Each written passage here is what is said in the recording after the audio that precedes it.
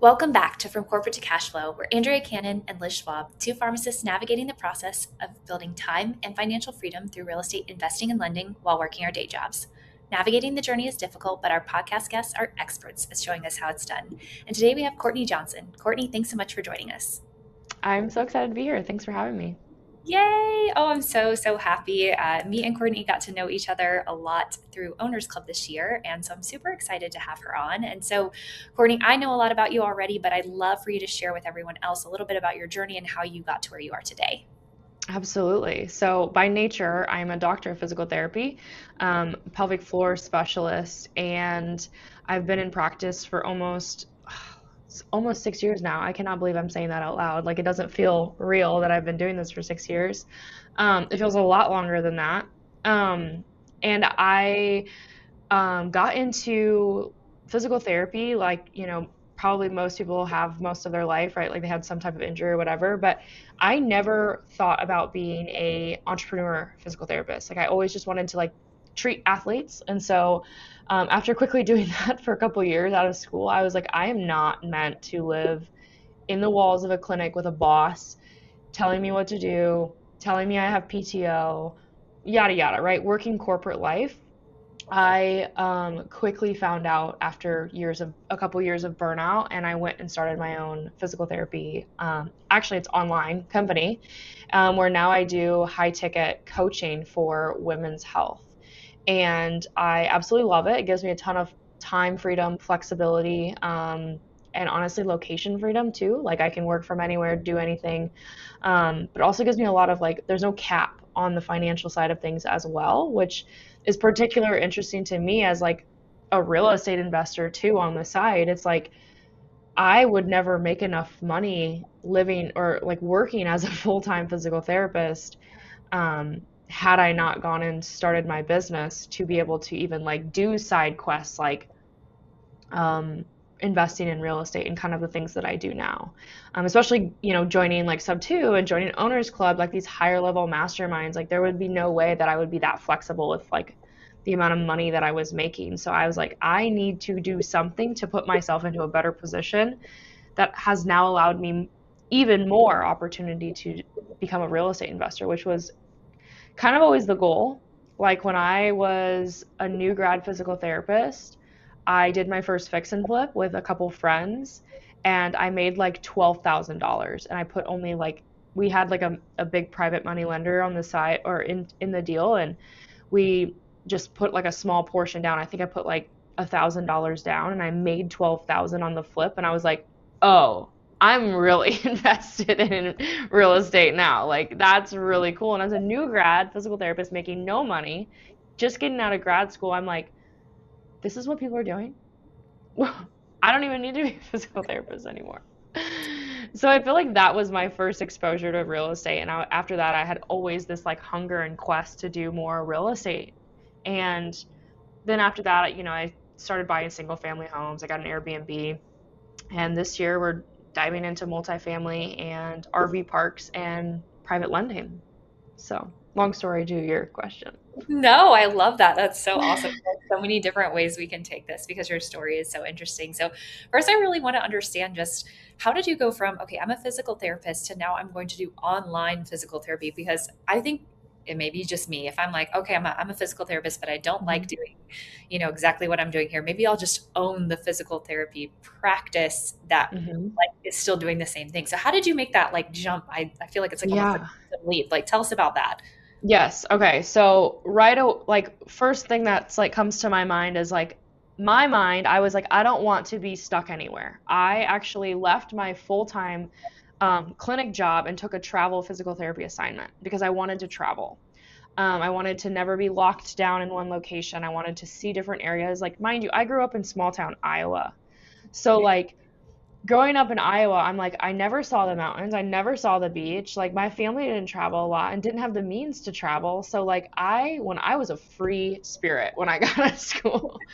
So, I was like, I want to move and I want to travel and I want to work from anywhere and I want to do everything, on my timeline. And I don't know, I've always been kind of defiant most of my life. And so, I hated having somebody kind of tell me what to do. So, I was like, I don't want to be that person that also is telling other people to do telling other people what to do and micromanaging their PTO and all that kind of stuff. So the thought of going against like traveling and being someone's boss and like nitpicking like their quality of life of what I didn't even really agree with, and um, I didn't really want to be stuck in one area to own that business either. And at the time, it was 2020, and I didn't know a lick of shit about owning a business. So like, I was 28 years old, and I not even Cody Sanchez wasn't in my radar. She wasn't telling me how to go out and buy this practice, and so I was like, I'm going to start my own business. And at the time, I just met my fiance when I took that first travel PT job.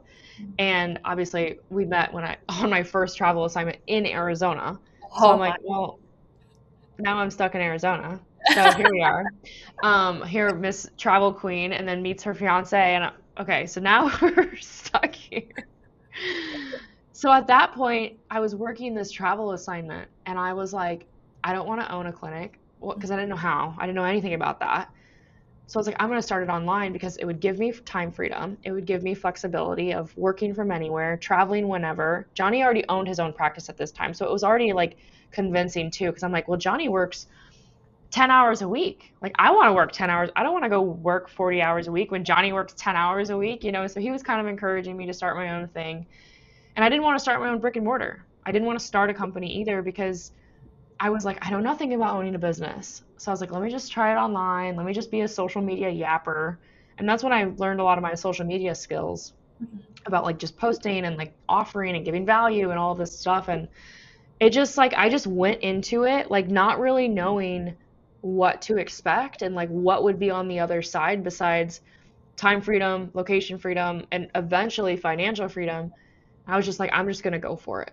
So almost 3.5, 4 years later, like here we are, we're doing it. Yeah, I like that so much. I mean, yeah, that's such a cool story. And I feel like there's a lot of like rich dad, poor dad, like undertones into this and the quadrants, Yes. and I see how you Yes. like jumped and I just absolutely love that. And so I Yeah. appreciate you sharing kind of the journey for how you got there. Now, I'm curious a little bit more about how this ties into real estate. So how did you get involved in that? Yeah. So, like I said, my first flip was when I was like 27, 28 years old. I just got out of PT school. So I invested in a flip. I was basically kind of like a small lender on the deal. It was a small amount, but there was four of us on the deal, and so we each kind of put in a little bit and got some back. And so that was my first taste. I was like, and at the time, this was Bigger Pockets, 2019, 2020. I was listening to so many Bigger Pockets real estate podcast episodes. I was buying all the Brandon Turner books, like reading them all cover to cover, like just trying to understand real estate because nobody in my family was an investor. Like Yeah. nobody. But I knew from listening to Bigger Pockets that like it could be for anybody, whether it was short term, it was long term, it was fix and flips, it was burr, it was like whatever kind of the strategy was. I was like, there's got to be a strategy for me. But at the time, it was like it's kind of funny because I just cleared out a rental yesterday and I was going through a bunch of books that were in the closet and one of them was how to invest in real estate with no money, like no money down or whatever. And I was like, this was 2019 when I bought that book, and this was before I knew who Pace Morby was, and I'm like, I didn't have any money. I didn't know what to do. I didn't know what lane to take it. Nobody was guiding me. So I think my first next exposure where I was like, okay, I'm done trying to figure it out on my own. I'm done listening to podcasts, reading books, trying to do it all myself.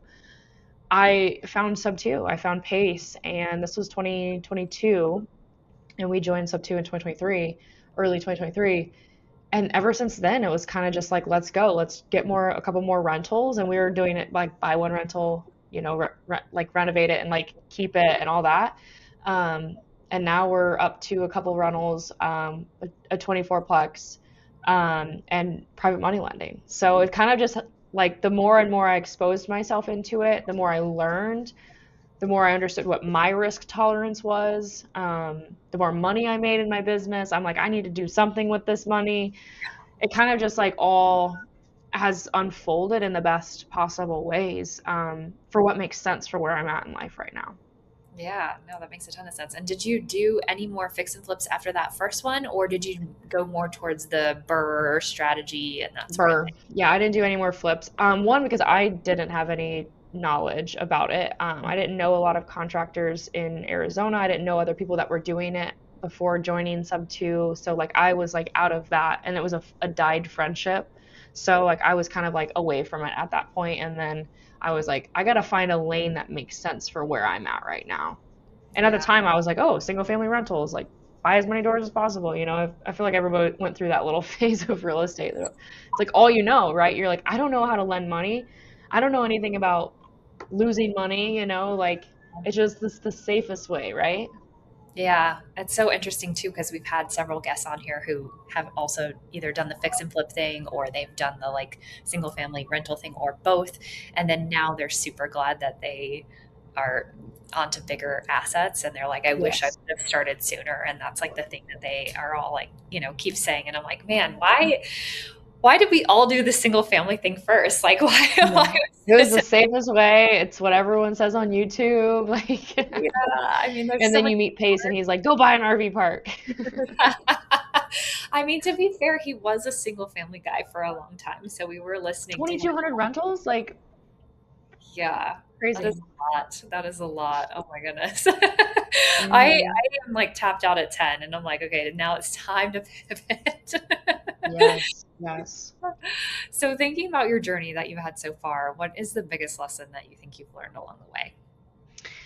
Um, I think like I mentioned, like not coming from an entrepreneurial background, my family, like they worked like in construction, they worked like regular W-2 jobs. Like I never knew what could be capable of doing because I was for so long operating at a mindset of like, I don't have the knowledge, I don't have the skills, I don't have the tools. What if I fail? I was operating at that level for so long that it kept me playing small. It kept me buying a single family rental or like waiting for the right time to buy the next single family rental or like, um, and I would just say that like it doesn't like you don't need more knowledge, you don't need to watch more videos, you don't need to join a mentorship. Actually, I mean, if you get into lending, you should probably have some mentor, but like there's not always like more that you need to consume before just doing. And looking back, I'm like, and even like people my age that are not in real estate or they're in business or maybe they're in a W-2, they're like, how are you doing in that all? Or how do you know so much about that? And it's like, well, I learned, but I also learned by doing it. And so now being on the side of like, okay, I've participated in a flip, a long-term rental, a short-term rental, multifamily, haven't got an RV park yet. And then now lending, it's like I've done kind of every little avenue to kind of figure out what's making the most sense for me in my season of life and what's actually going to move the needle forward long term to hit like my true wealth building goals and like true financial freedom that I'm after. Yeah, So, I like that a lot. And it's funny because I think those goals can shift too, right, along the way. yeah. And so you may be in a season where buying single family rentals or doing the short term rental thing and being all in makes a ton of sense. And then you may be in a different season where private money lending makes sense, where once you've got it dialed in, you can kind of just sit back and be like, okay, I'm good. Absolutely. Like for an example, like just yesterday I moved out of a single family rental that I was personally managing because it was my old primary residence that I had traveling professionals in that then converted into like it was a short term, mid-term rental actually. It was like 3, 6, 9 months, and then it turned into 12 months of the same tenants that I then went through an eviction for because it was just a bad person.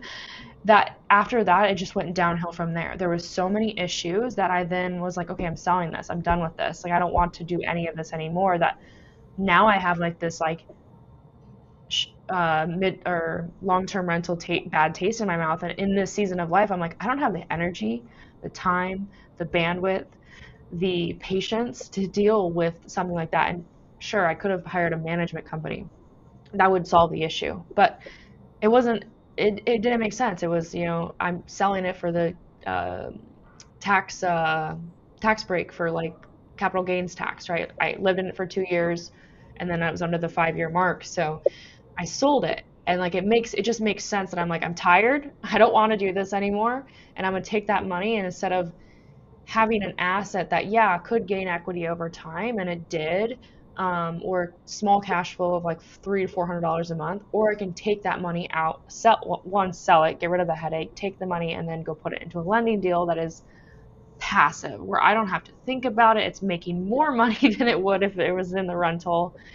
And sure, I don't have that real estate, depreciation anymore, but I'm going to go buy a bigger asset from the money I make from lending and the money I make from my business. That is going to be way less of a headache, that it makes sense to have a property manager on, right? So for this season, lending makes more sense.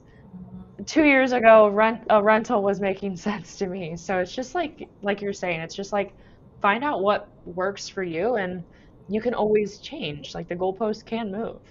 Yeah, I like that because I've definitely found that too. And you mentioned getting a property manager, but when things like evictions happen or big issues come up with the place, like it's not like the property manager is making all those decisions. You're still getting Right. looped in. It's still that headache, and and everyone's like, well, don't you have a manager? And yes, or maybe in some Yeah. instances, no, but it's, man, such a headache sometimes. And if you're gonna have a headache, let it be for a 10plex. Like let it be for a larger asset where it makes sense. Because that $300 is not worth a headache that lasted the last like 6 months. You know what I mean? It's just like I don't need that $300 a month anymore. Right. Take it. Take Yeah. it. But the nice thing is you will turn it into more than $300 a month going Oh my forward gosh. with funding and Yep, other things. So it's not like it's exactly. gone all the way. Yeah, I like that. Mhm. So let talk to me a little bit about, okay, so you were a physical therapist working in a clinic, and then you made this transition all the way, and those things are just completely different, like we have already outlined. So give me a little bit about the habits and routines that you've developed now as an entrepreneur that are just different from before, and what's really helped you stay on track. Oh, absolutely. I love this question. I'm a big um routine fan. Like I live and die by my routine. There are negotiables in my life that I do not throw to the wayside. Like my health and obviously being a physical therapist, like health and wellness is everything to us. And you're in healthcare, like you are the same thing. Like it's like very important when you're very health conscious that those routines do not slide. So I'm very big on gym routine. Um, 5 to 7 days a week, whether that's a class, that's me at the gym by myself, or a walk outside. Like there's some movement every single day, no matter what, for like at least 30 to 60 minutes. That's something I always negotiate or never negotiate because it is very important for my actual livelihood, my energy, the way I feel about myself, my confidence in my business, running a team. I feel like it is the gateway to a better life. My health and wellness is everything to me, because I'm allowed to show up better. Like I feel confident every day. Like if I didn't have and I bring this back to like maybe getting out of college and like actually it was high school, being a four sport athlete. I've always been in athletics, and going into college, like you kind of lose that identity a little bit. You're kind of like, well, I used to play volleyball and basketball every single day, and now I just go to the gym on my own. Like, what do I do? You kind of go through a little crisis. And I had a pretty pivotal health journey, where it was like I've lost a bunch of weight, I gained a bunch of muscle, I looked really, really good, and I noticed this large identity shift in myself that I bring my success back to those moments of like I would have never had the confidence in myself to start my own business if I had not prioritized where my mental health was, where my physical health was, and what I actually prioritized. Like you're telling me I used to sleep at 7 until 7 or 8 a.m. and then go to class at 8:30. Like I had no structure, no routine to my day. Like never. And so I think building a routine and habits that are like, okay, healthy breakfast, getting a workout in, prioritizing my calendar. Like if I have scheduled meetings, like I show up on them, like, and they're scheduled. They're not just thrown onto my calendar. Like it's kind of like the calendar series that we did with the Owners Club. Like I have non-negotiables where I'm not just going to throw something on it just to like be flexible to somebody else's, day or what they need. Like I have hard boundaries with my own schedule, and I think that having those types of things has made me successful as an entrepreneur because I'm 4 years in now and I'm like, I would have no structure. I would wake up at 8 a.m. and I would dilly dally around and maybe get to a meeting by noon. Like, I wouldn't be able to run like my company and like do all these other things on the side if didn't have any prioritized like things on my calendar. So, long answer to your question, but I think that just everything is, I live and die by a routine that brings me energy. It brings me confidence into myself, my body, my work, and it carries over into my team and how well they perform, and connecting with other people and like building relationships with people and building trust because it just is who I am as a person, right? Mhm. Hopefully that answers your question in a long about Yes, roundabout. love it so much. That is such a good answer to the question because I think it is really important to, think about coming back to your like core values of health and wellness and like setting your entire day around that and then therefore your business. And it's really cool to hear about how much that's impacted your journey as far as being an entrepreneur. Because if you Hmm. didn't do those things, it sounds like you wouldn't be where you were today. So that, man, Yeah. that is like the coolest answer to this question. Well, yeah, I just like didn't grow up around it. Like I didn't grow up around entrepreneurs. I didn't grow up around health. Like my family didn't prioritize anything other than just like going to work, coming home, eating dinner, going to bed. Like it was just like that was like the clock that they just ran every day. And I'm like, if I live by that clock, I will not get where I want to go. So I had to make a new one. I had to make a new routine. And I think the only thing that I had for I didn't have any confidence in myself really. Like I got rejected from the first time I applied to PT school. So like that just shot my confidence down. And I'm like, well, let me just get fit, I guess. Like I don't know what else to do. And I think that really gave me the confidence to do whatever I want to do in life. Like I always go, I'm like, if anyone's ever struggling in life, just go get really fit. You're going to get confident to do whatever you want after that. Like, That's because that's great. discipline. It's motivate. Like you learn all these like, attributes about yourself that you didn't know that you had. It's hard. It's a hard work. Yeah, yeah. You want to share with everyone what types of fitness you're into right now? Because I see some stuff online, so I just Yeah. the other people haven't seen it. So. I've dabbled in literally everything. I just completed or competed in two high roxes kind of back to back January and February, and that was my latest thing. Um, yeah, I run, I do Pilates, I lift, I take workout classes with like friends. Like I'm just all about like community and feeling good in my body. So if that's a workout class with somebody or friends or whatever, I'll do that. Or if it's like I just need to go move my body for 30 minutes, I'll go to my garage, I'll go to the gym. It kind of just looks like every day looks a little bit different. I try to stay to some level of a routine for like building muscle, cardiovascular health, because I don't want to croak out when I'm 50 years old. Like I want to keep up with my kids when I'm older, right? Like I want a strong heart. So I kind of just dabble with everything. And I think that's where most people just need to start. It doesn't need to look super structured. It doesn't need to be like super like regimented. It just needs to look like lift a little, stretch a little, get your heart rate up a little bit, sleep, do some yoga, do some meditation, right? Like there's these just different things that you can get started with that it doesn't have to look like a very like structured routine. Yeah, I like that. I like that a lot. So, Well, thinking about, you talked about wealth building and your financial freedom journey. If you were to go back to the Courtney that was back in, PT school or other people just like her, what would be the number one piece of advice you would give them in about 30 seconds or less for getting themselves set on their own financial independence journey? um, don't be afraid to go outside of like what you know. Like myself, like I didn't have anyone guiding me, so I just took it upon myself to gravitate towards people that were doing things that were outside of what I know. Like I listened to podcasts of ways to make more money. I listened to personal development books to develop more um, just like grit and like discipline in my life that I didn't have. Like I didn't have anyone to go and get that from, and I didn't know how to give it to myself. You know, I didn't grow up with a lot or have a lot, so I just kind of had to go find it and like be around people that emulated that, whether it was energy or it was like they had living proof in their life that like they drove a nice car. I'm like, well, what did you do to get this nice car? Like, tell me, and so I think that is just like, don't be afraid to go outside of the norm and don't be afraid to like surround yourself and like grasp for those things that like are what you want. That's awesome. And I think, it's nice because I know you and I have met because of a mastermind, and I mentioned that earlier. And I know that you've joined another one since then. And it sounds like you're constantly surrounding yourself, like both in the fitness realm and the investing realm and just the business realm, with people that are like minded and are trying to move in that direction that you're hoping to move in as well. So I think Mhm. that's really awesome. How do you identify these masterminds and things? Like, any advice for someone who's maybe looking to join a group or maybe Mhm. step outside their comfort zone?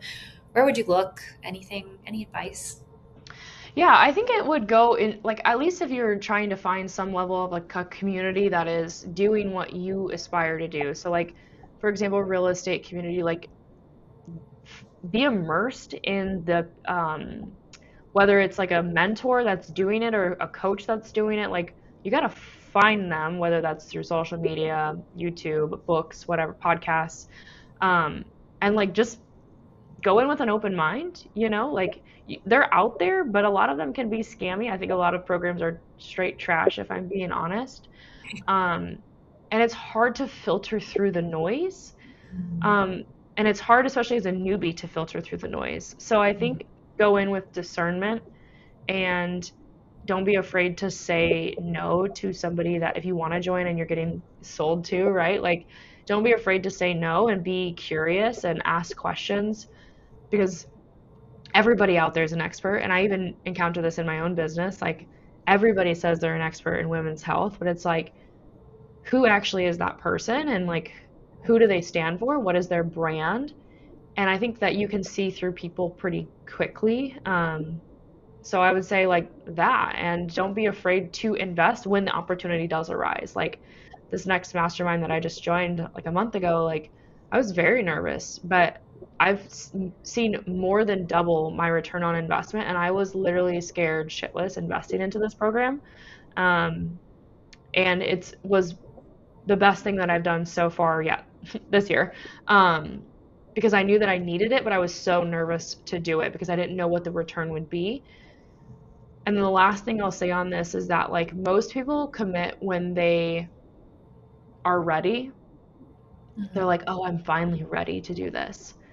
But you don't always have to be like 100% ready to like jump in. Like you could have fear, you could have, "Oh, if this doesn't work out." Like you can have all these ruminating questions of like what could happen? What if I get sick? What if I don't do follow through? I'm not compliant.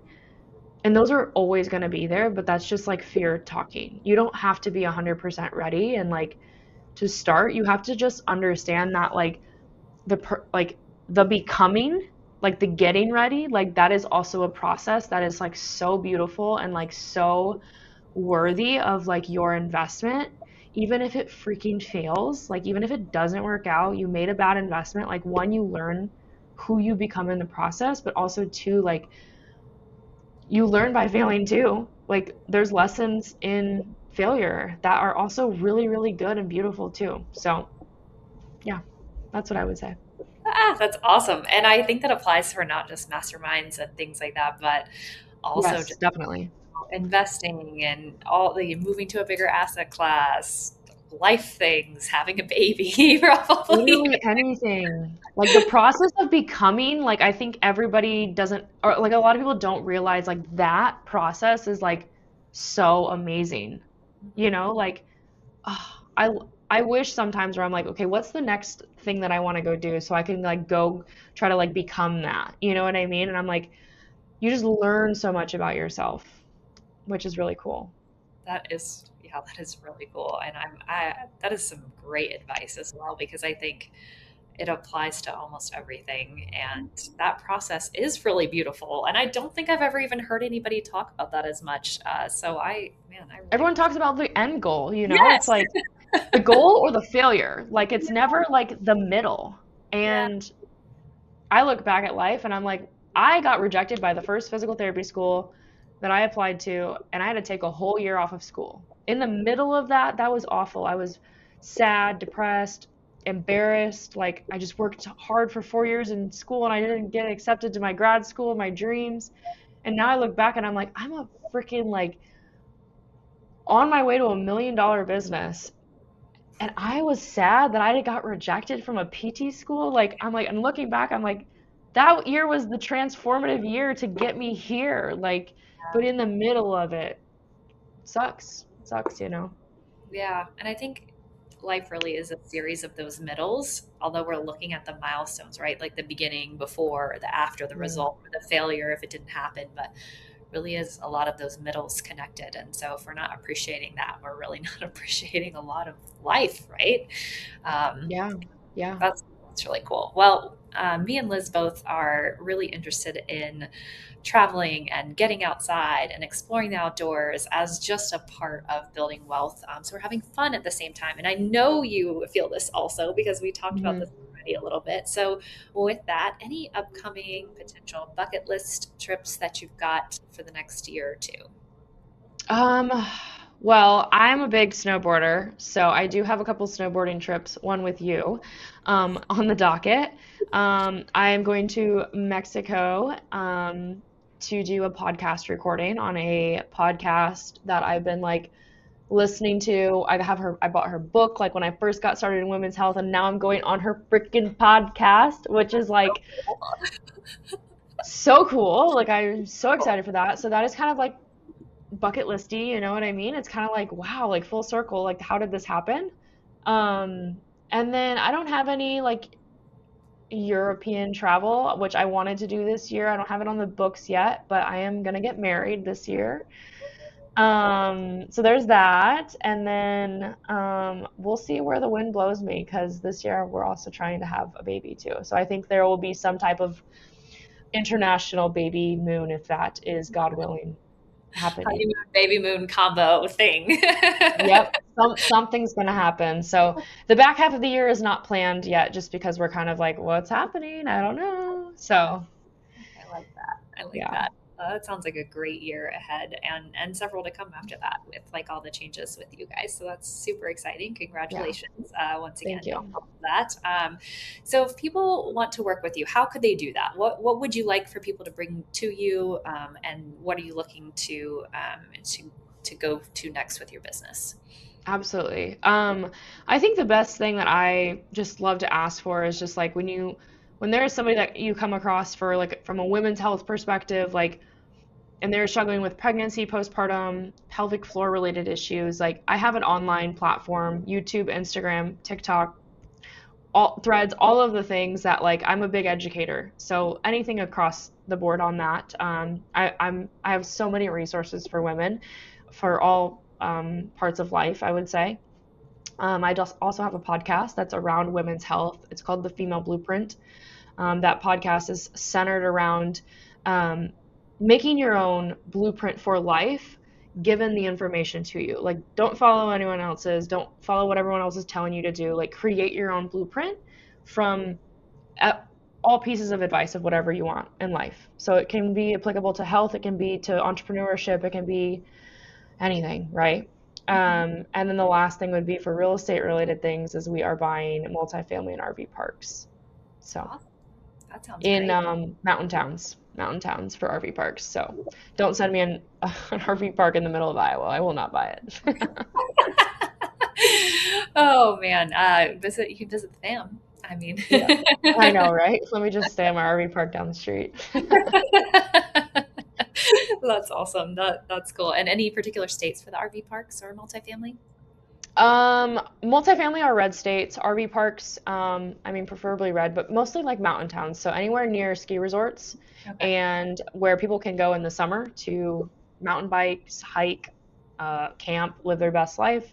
And then also in the winter where they can go skiing and snowboarding and cabin feel and like just get away in the middle of winter for like good family and friend trips. So, Love it. I love it. And so if people do have any of those things, what's the best way to get in contact with you?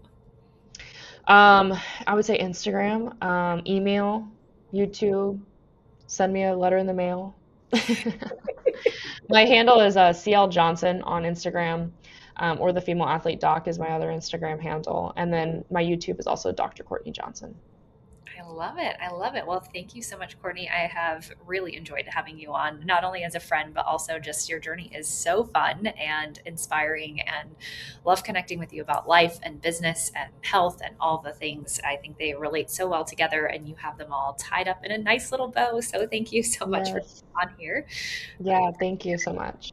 Yeah. And thanks everyone for listening to this week's episode of From Corporate to Cashflow. We will catch you next week.